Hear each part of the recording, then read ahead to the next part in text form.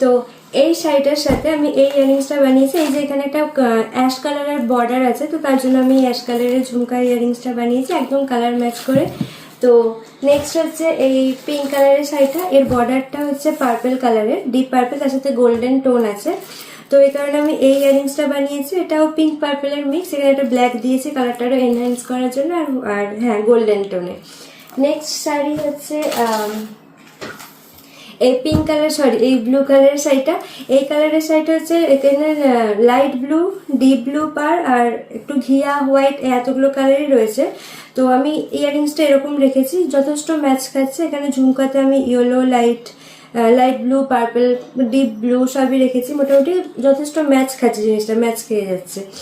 তো নেক্সট শাড়ি হচ্ছে এই ইয়েলো কালারের শাড়িটা আর ব্লু কালারের পার। তো এর সাথে আমি এই ইয়ারিংসটা বানিয়েছি ইয়েলো আর ব্লু দিয়ে। হ্যাঁ, এটা গোল্ডেন টোনের শাড়ি বলে আমি ঝুমকাগুলো গোল্ডেন কালারের দিয়েছি।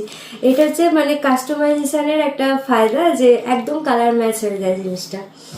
আর নেক্সট অ্যান্ড লাস্ট শাড়ির সাথে আমি যেটা বানিয়েছি সেটা হচ্ছে এই রেড কালারের শাড়িটা।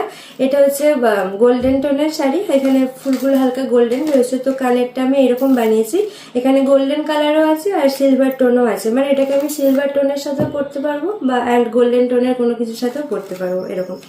আর একটা আমি ইয়াররিংস বানিয়েছি, এটা হচ্ছে মাল্টি কালারের, এটা আমি যে কোনো কিছুর সাথে পরতে পারবো। জিনিসটা হচ্ছে একটু এরকম।